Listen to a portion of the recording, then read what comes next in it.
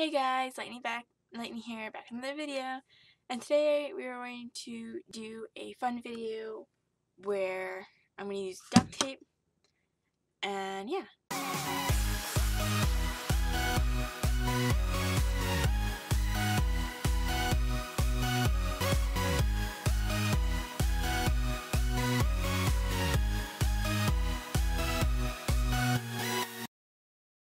So, y'all know I got my pretty Prismacolors recently, and so I absolutely love these guys, and I've used them a bunch already, and I've organized them a little better. And yeah, I had another set where I put like 5 of the colors that I didn't already have. I put them in there. But what's not fun about trying to get them out is these little tabby bits. And they're not exactly the easiest things to use. So what I decided to do is I'm going to make little handles using this duct tape, just traditional duct tape I found in, I think it was Walmart. I don't remember. And I'm going to make some little handles for it. So, let's get started by trying to open the duct tape container.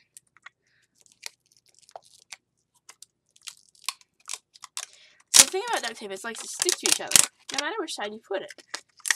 So I want to make handles that I want to make handles where I can lift them out like so, but that they don't stick to each other.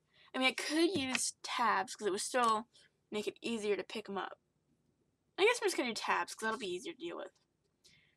But I need it to attach to the bottom. And I want to do it with one piece, basically. Have tab on this side, one piece, tab on that side. Because that should make it a little bit more stable when picking it up. It'll have support along the whole thing. And if it's not like one handle is just going to fall off. Because it's got the stretch of the whole thing. Now I'm debating whether to do it on just the bottom one or on each level. I think I just want to do it on the bottom one because usually what I do when I pull out any of my art supplies is I'll just pull them out and just like lay them all out across the table. Don't know if I have enough space for that in this table, but whatever. So I think I'm just going to do it with the bottom one. So I'm going to go ahead and pull them all out.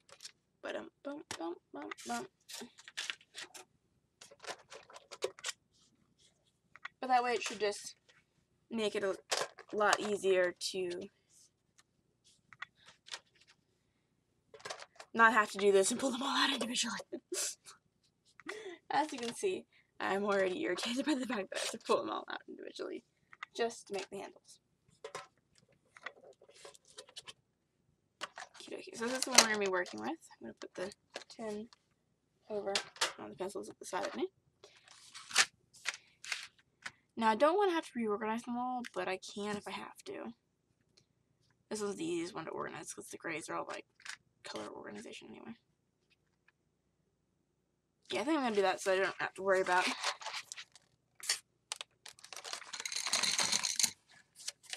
so I don't put them to the side. I'll have to reorganize them later.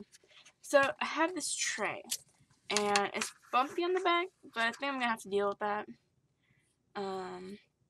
So what I want to do is put a strip of duct tape like that, make a little handle on either side. So let's first find where it starts. That's helpful.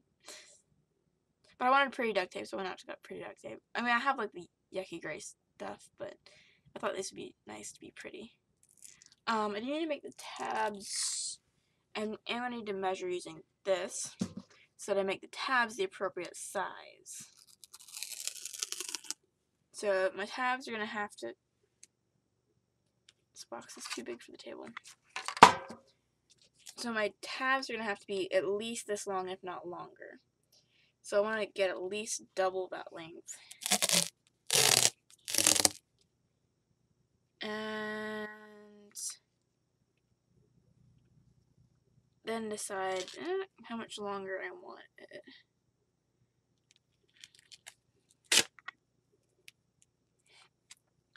Oh, backboard. Well, actually, let me put the tape corner in a little bit there. Okay, so I want it to go up, and then technical difficulties. I didn't think this through, apparently, well enough. So I want my handles to go up to about there. So this line where my finger is where I'm going to want to turn this over to make my first handle. And then I want to gently pull it out and flatten it so that the sides are as minimally annoying as possible. And as flat as possible. Okay, then the next step is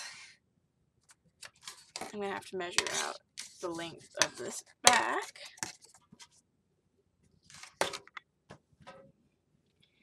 So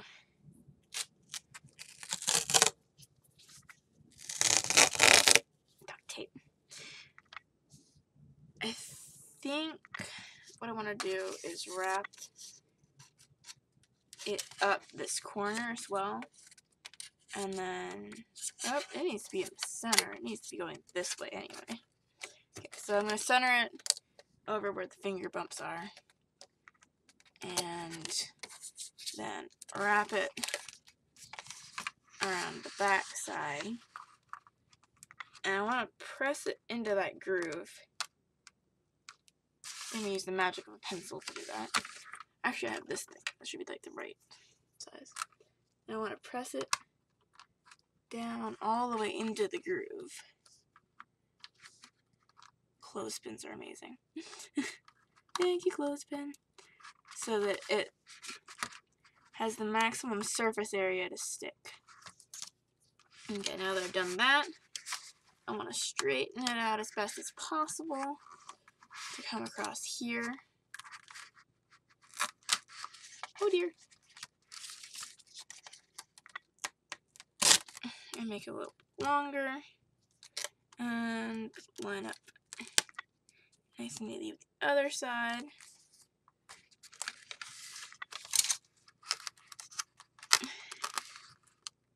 And I can use these ribs to line it up. And then I want to press it in the groove again. I'm going to use a little more duct tape to actually do that with.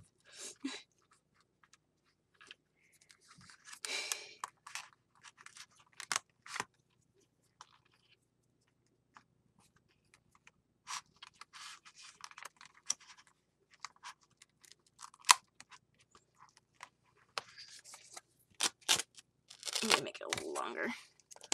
And then just press it down in that groove again. Pressing against the backboard. And then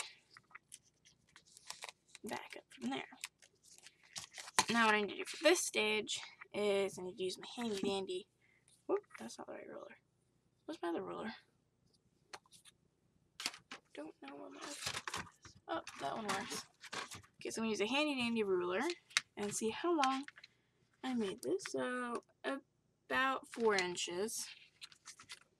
So I need to then measure 8 inches.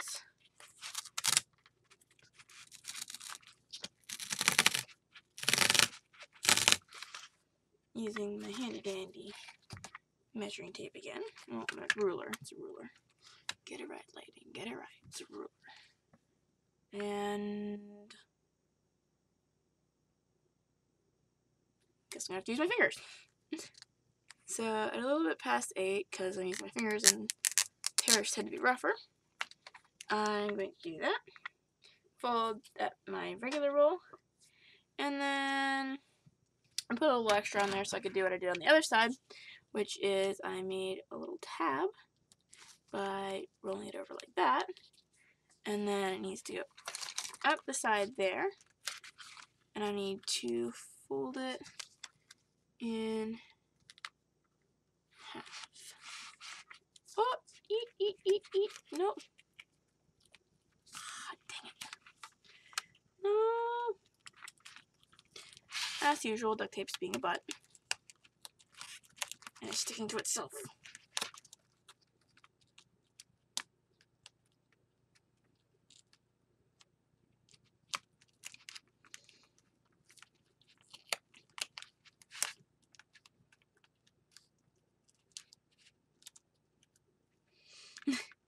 This operation should have been more careful. Dang it.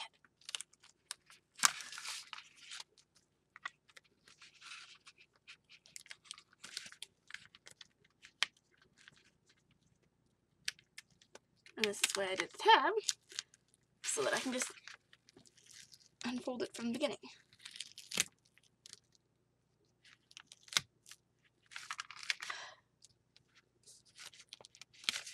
Hate when duct tape doesn't follow directions. Yeah, I work with duct tape a lot. I make art things.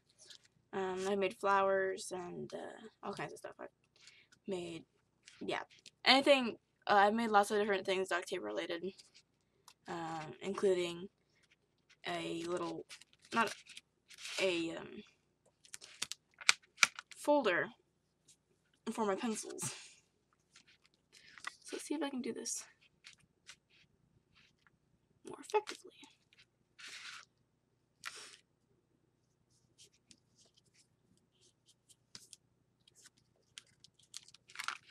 Get your finger out of there.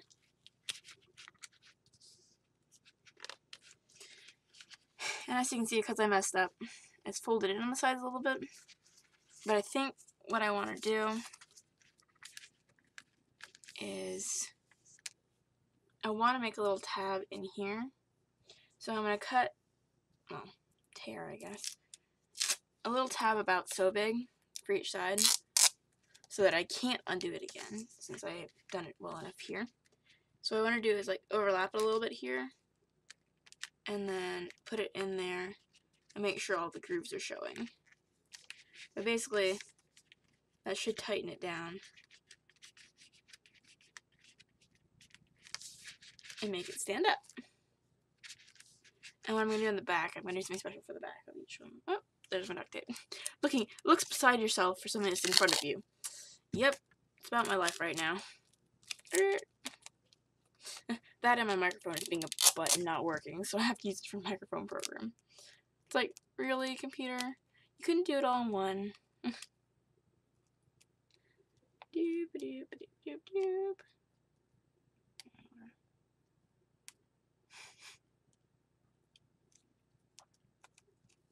It's done a fold on me again. So again, overlapping it a little bit. And then this one, I want to be a little bit more careful and make sure it perfectly lines up with that, because this one was a slope. This one needs to be a lot more specific. And then just making sure that all of the grooves are still properly showing. So the pencils will still all stay nice and neat. But now it should make a pretty strong little holder. So as I said, I was going to do something special with the handle, especially because this one did that. I'm just going to wrap the, like, I guess it's one tape square. I'm going to trim the edges for, I need to get some tape. Scissors. Scissors, not tape. Have tape. Need scissors. Be back.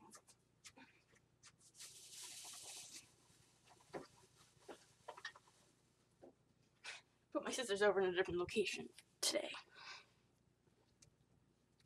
Brain is not functioning properly. So I'm just going to trim along the sides to make sure it, just to make sure that it doesn't like snag on something. Because I don't like when tape snags on my fingers. I didn't get in front of it.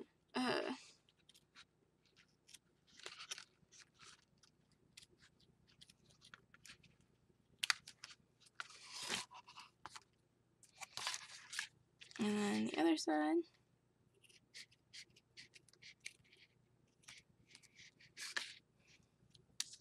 And that should be good. I'm just going to do the other side of the thing. So you're just trimming it in just enough that it's not, and then it no longer shows the sticky ends. And again, just inside.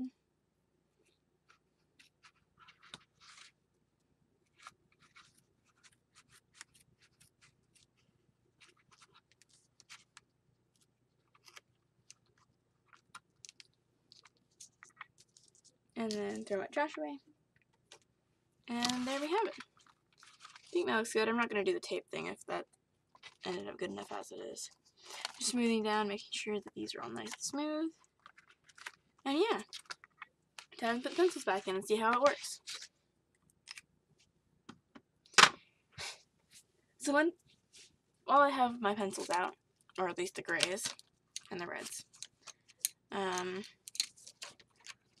let me go ahead and talk about how I like to organize things while we go ahead and organize them.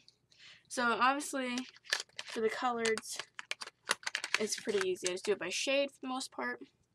So if it's a darker shade, it goes ahead and basically, I mean, dark to light, dark to light, dark to light. And then the greens does reverse. It reverses with the greens because yellows, basically, reds decrease into the greens and yellows go back up into the greens. So, but then after that it just keeps the same pattern. But that's pretty simple, just by shade as much as I can. There's some odd ones where like purples where there's like magenta, which doesn't fit, and the pinks where it doesn't quite fit into either of the two categories properly on the chart, so I just put that in however it is. So the grays are special because there's 3 different types of grays. French grays, cool gray, and warm gray. Let me just find the warm gray, the light. So there's the 3 different grays. You can tell this is the lightest color of each. So it's the 10%. So I'll stack them so that each of the types of gray, that doesn't stack very well anymore, but yeah, these don't stay nearly as well in their holes as they used to. But that was to be expected. So, and then the next one is 30% or 20%. I have 20% French gray. I have 20% on certain ones of them. So 20% warm gray and 20% cool gray. So French gray. I'm gonna do cool gray last. Warm gray and then cool gray. And then we have 30% French gray.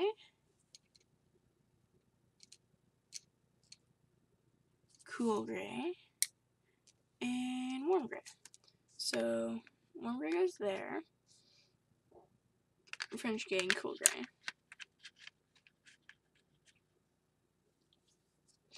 And then we have 50% French gray, 50% warm gray, and 50% cool gray, so 50%.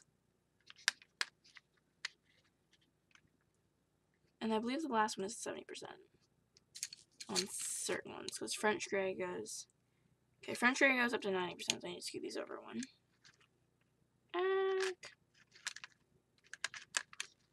Okay, so this is a 70 and 90% French gray.